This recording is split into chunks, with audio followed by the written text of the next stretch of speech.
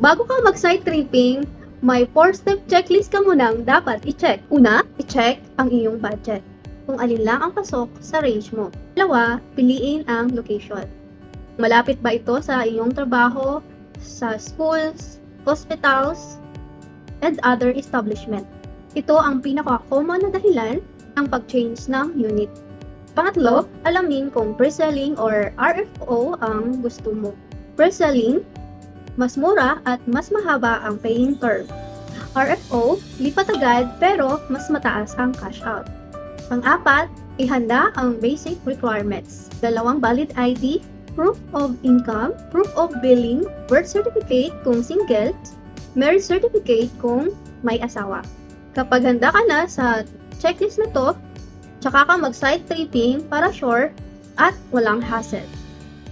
Hi! Ako si Christine Cabangon mula sa Corporate Life at Pagiging Negosyante. Natuklasan ko ang real estate noong bumili ako ng bahay noong 2014. At nakita ko kung gaano kabilis tumaas ang value nito. Ngayon, bilang real estate agent sa RR City Realty, excited akong tulungan ka mahanap ang dream home mo.